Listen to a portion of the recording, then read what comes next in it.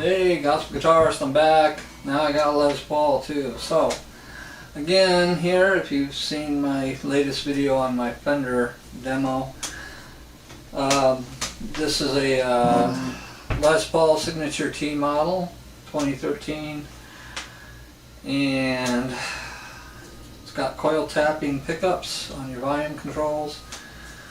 I'm just playing it straight into a Roland JC120 just so you can hear what the pickups sound like and characteristics of the guitar, just so bone dry. I like to use the Roland JC120 because of its clean characteristics. It's just an amp known for reproducing what goes into it. So I figured why not use it as a demoing amp, and I've done all demos. Just about everything I've demoed has gone through this amp. I'll probably demo this guitar using my half stack over here as well because it really rocks over here. On the JC120 you'll just hear the character itself of these pickups.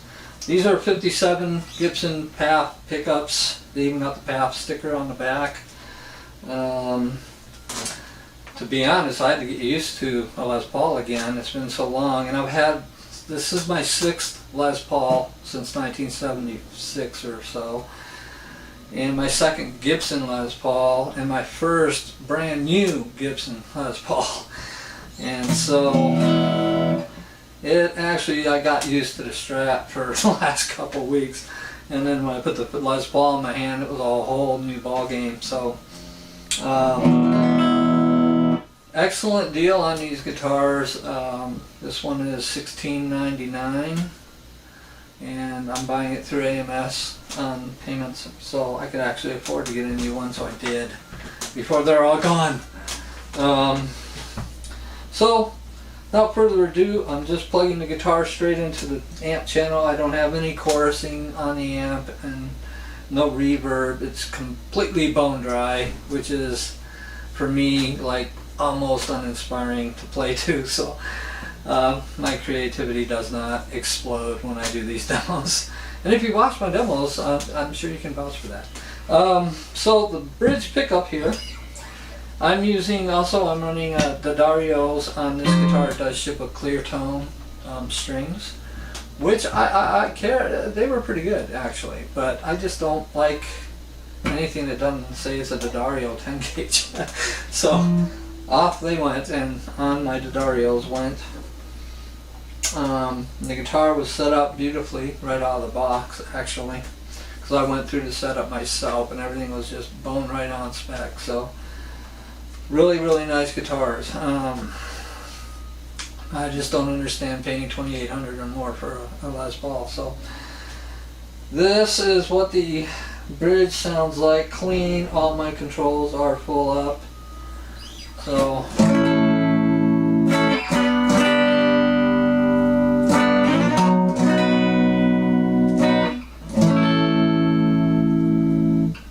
the other thing that I want to mention about these guitars is the nut. They do that. Gibson has a plec system, and so I noticed immediately when you play like a C chord and then you slide it up a full step, I mean, it's perfectly in tune. I mean, it's absolutely perfect to my ear. So sliding around the guitar neck, everything is just bone perfect. It's just so in tune, and I don't think I've ever had a guitar in tune as much as a Les Paul, and that's almost like a cliche. Everybody knows Les Pauls like to slip out of tune a lot. So, and that's one of the beefs people have against Les Pauls, at least that I've heard over the years. But this Plex system seems to have fixed that, and that's the whole point of doing the Plex. So I'm happy with it. It just plays nice. You know, you can play open chords and drone strings and things all over the neck, and it doesn't sound like something slightly wrong. It sounds right. And I love that, because I'm a drone guy. I like to have the strings ringing that I'm not touching and stuff. So if you see me do anything like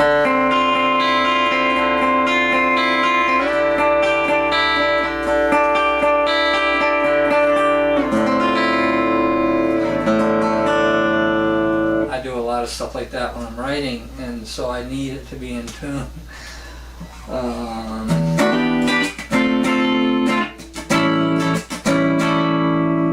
So enough of the bridge pickup. It's got nice and bite. Well, not enough. Let's open coil or split coil.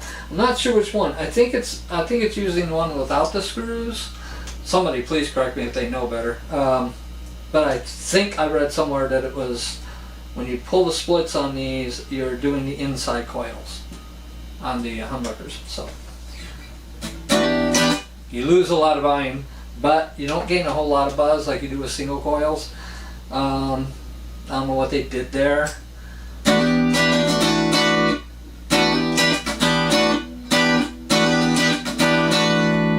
So versus a full humbucker,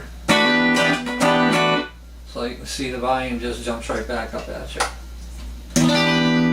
But you get a glassier single coil sound out of them. I'm still getting used to them on a Les Paul. I've never had split coil on a Les Paul.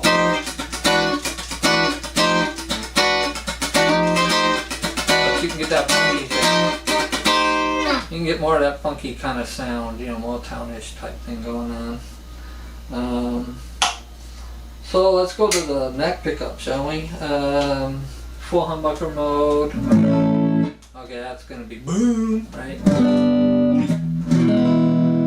Now, even though Les Pauls are known to get boomy, the low end on the 57, I don't think it gets boomy because my amp is loud. But it's not muddy, it's nice and clear. So you can even hear the pick attack. Normally it would just be it is muddy, but this is a nice clean pickup. I don't think I've ever heard a Les Paul sound that clean. I mean, that's clean.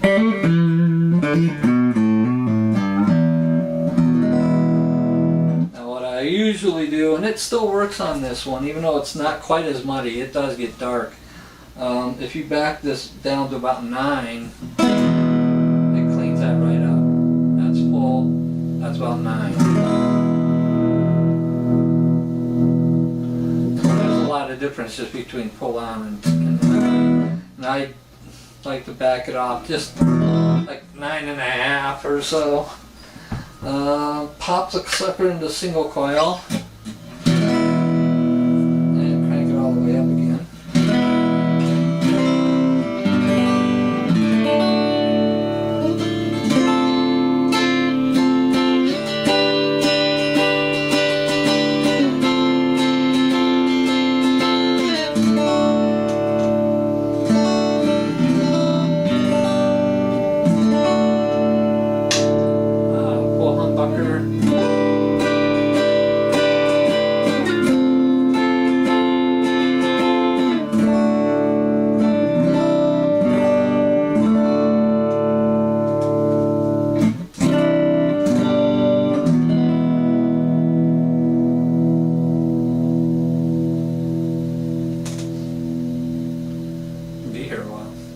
So anyway,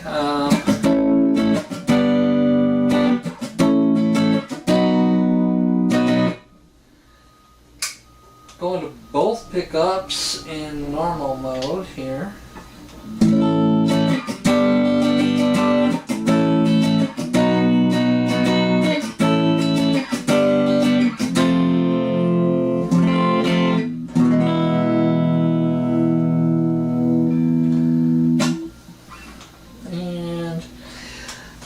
I'm not hearing a whole lot of difference depending on if you pop one or the other into single coil mode, but I do hear a big difference when, I mean there is a difference. It's a little bit richer when you're popping the bridge pickup and leaving this one in full humbucker mode.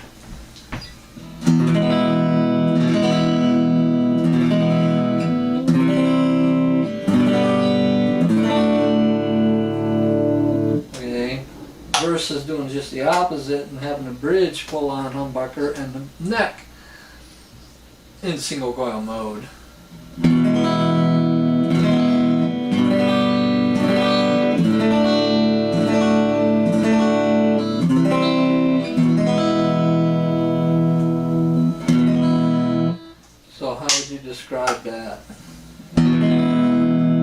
got a deeper, throatier sound when you're using this one in the pickup humbucker mode, which makes sense. Both of them in the single coil mode. A lot of volume in this one. Whoop.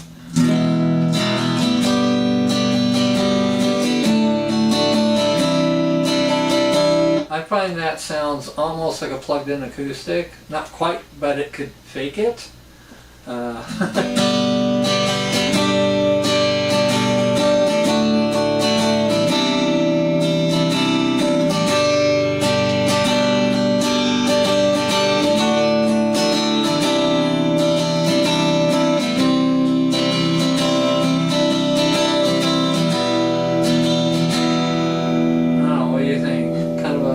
Fake for an acoustic. Then back to the full humbucker mode.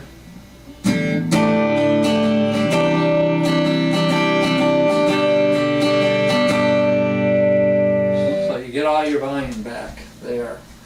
But as you can probably tell, this is an incredibly clear pickup system. This is you got a 57 and then you have a Super 57, so they slightly overwound it. I guess that accidentally happened in the 57s. Whoops, got too many windings on there, and wow, that sounds killer. So this one's referred to as a Super 57. I like the versatility of having coil taps on a Les Paul. Never ever in my life had that, and used coil taps on other guitars, but yeah, it's a whole different world on a Les Paul. Just, it doesn't really sound like coil tapping on Strats and stuff. It is different. It almost has a more of an acoustic sound to it, and maybe that's because of the traditional weight relief they put into this part of this guitar. They drilled out these holes in this area only of the guitar. The more modern weight relief has these little fan thingies cut out all the way around on the entire guitar. This guitar, I think I came in pretty close, about 8.2 pounds, I think. I weighed myself with and without the guitar, and I came up with an 8.2 pound difference. So, of course, that could have been the sandwich I was eating while I was weighing. No, never mind. So if you're thinking about getting a Les Paul for under $2,000, this is the bad boy right here. Okay, this thing is massive. It's got some weight. I had a used Gibson Deluxe where somebody cut out and made full humbucker routes in it. And this guitar reminds me an awful lot of the way that one sounded.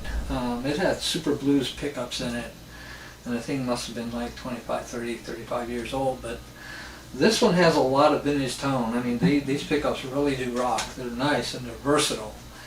And tone controls are very useful, especially on your bridge pickup. So you go to the bridge pickup here, full on. It's about halfway off. Has a little bit of a quack to it.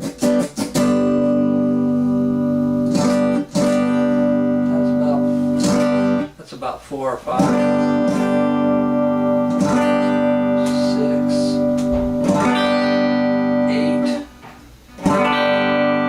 10 is almost like a boost. It's like it really gets really trebly.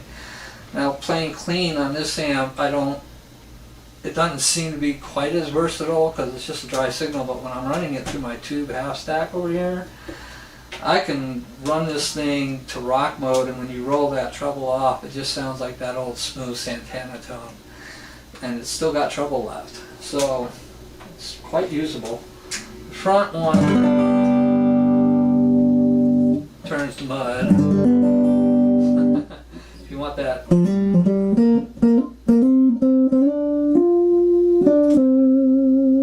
You know, if you're a jazz guy, I guess. I'm not, but if you are.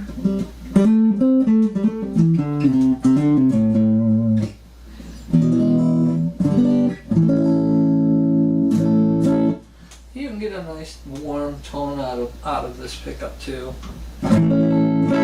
Probably forgot how bright that got, didn't you? So you can dial it down, and then you just find that there's like a sweet spot on both tone controls. They got this really nice sweet spot on them, and at least I'm hoping it's through all the guitars. But on this one, it's like I just hunt that sweet spot down, and it gives me basically 2 more sounds. So the neck around where it is now, which is around 6, is a pretty nice jazzier tone, so you don't get all the brighter bite out of it, but yet it's got enough there to let you know that there's clarity. It's still clear. And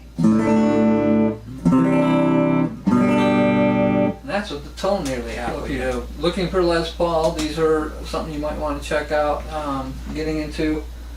And that's the sound check on it, straight into my Roland 120, and it kind of gives you a good overview of what just the guitar sounds like. So we'll see if I get a demo going on this one here, and with some more colors going. So until next time, thanks for watching, and I hope you got some more information out of the video. And if you're going to go for one of these, I say go for it and don't look back.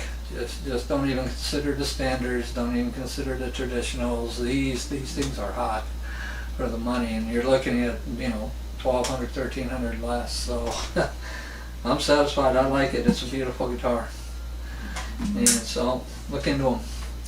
So thanks for watching, and please pass on to your friends and subscribe. Until next video, thanks for watching.